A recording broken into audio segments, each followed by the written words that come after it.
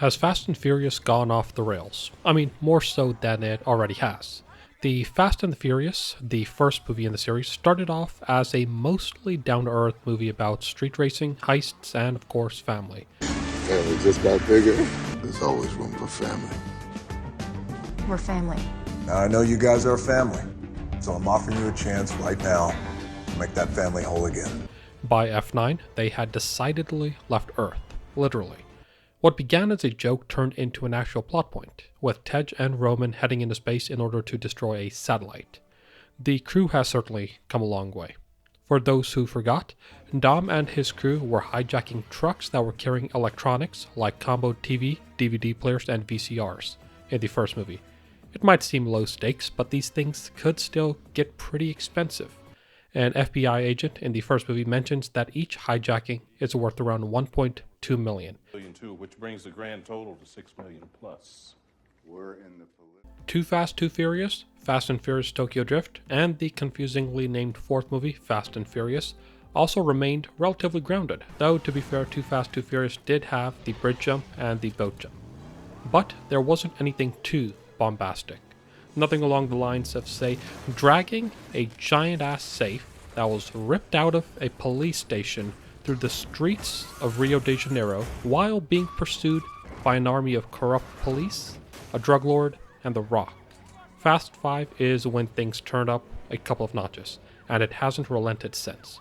I suppose the opening scene where Mia and Brian derail a prison transport bus really set the stage for the future. Fast and Furious 6 continued on that path. This is where things take a turn for the comic bookie. Comic books are famous for bringing characters back from the dead after all. Letty, who was quote-unquote killed during the fourth movie, comes back as part of Owen Shaw's crew, which is a mirror of Dom's.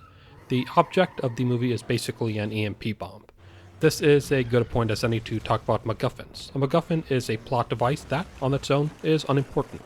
Its importance is derived from how it advances the plot or the motivation of the characters. The EMP bomb in Fast and Furious 6 is a MacGuffin. So is the God's Eye in Furious 7, which will let you locate anyone in the world. So even is the nuclear football and the nuclear submarine in Fate of the Furious, the 8th entry in the franchise. The only importance of those devices is how they relate to Dominic Toretto and the crew. And in these movies, the MacGuffins make for wilder and wilder stunts and situations. In Furious 7, we have the scene where they drop the cars equipped with parachutes out of a plane. Amazingly enough, this was a practical effect. They actually rode a C-130 cargo plane and dropped the cars from 10 to 12,000 feet. The stunt took weeks of prep where all they did was release cars from a plane to see how they fell. Then, along with 10 cameras set up in multiple places, as well as a few skydivers, they filmed it. And it came together pretty well. It is, after all, one of the most memorable scenes in any of the films. Another memorable scene was the Etihad Tower jump, where Dominic Toretto, after ruining a party by driving a car around it, jumps between two towers in a Lycan Hypersport. After the car jumps, Deckard Shaw fires a grenade that propels the car forward. As if that wasn't enough, there's one more jump to go before the car comes to a long drop and a sudden stop. In Fate of the Furious, there's no relenting. There's the opening scene, of course, where Dom is racing a car on fire, and the wrecking ball scene, but there are two stunts that stick out. The first is the one where Cypher takes over a bunch of cars and begins manipulating them throughout New York. The second is, of course, towards the end, where Toretto is being chased by a heat-seeking missile, which he leads into a nuclear submarine. I remember watching this film and thinking that there's no way that they could top it. Sure, people keep joking that they might go into space, but come on, they're not actually gonna do it. Fast forward 4 years to F9, and I am, of course, proven wrong. Roman and Tej are launched into space in order to destroy a satellite and somehow return safely. The only way it could have been better was if they actually went to space. But we take what we can get. There's also the whole using magnetized cars in order to hurl vehicles around like toys, and the canyon swing. Oh, and what kind of pseudo-heist movie would be complete without a rooftop chase involving John Cena? The most amazing thing about all these stunts is their reliance on practical effects as opposed to being entirely CGI. Some CGI is required in order to perfect things, or for when a stunt might be too dangerous, certainly. But the movies seem to opt for practical effects wherever possible. Director Justin Lin said it best. We see cars every day. So anytime you go to a kind of a CG option, if you're just off by like a tiny bit, the brain knows it's not real. I'm not a purist by any means, so I don't necessarily believe that practical effects are inherently superior to CG in all regards. But I do think that practical effects provide rails to realism. That is to say that you're necessarily constrained by physics, which provides a sort of heft or heaviness to a scene that makes it look more real. YouTuber Stephanie made a great video, Marvel CGI Has Gotten Worse, where she points out some scenes that don't need to be green screened but for whatever reason were. When it's unnoticeable, it's great, but when it's noticeable, it really takes you out of the movie more than an insane stunt could.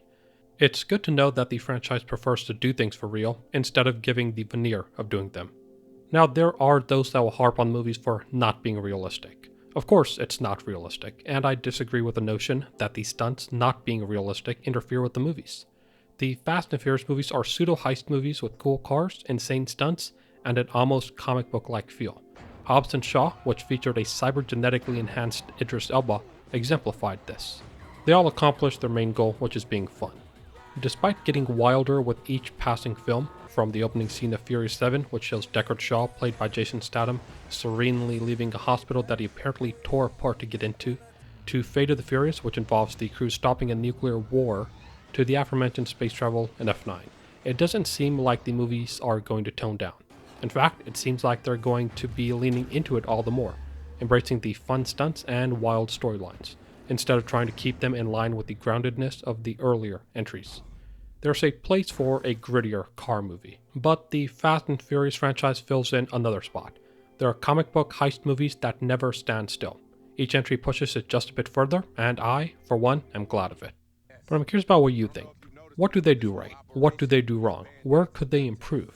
And, as a franchise that's been going on for longer than 20 years, is it time to bring it to a close? Leave your thoughts in the comments below, or reach out to me directly. I'm pretty accessible.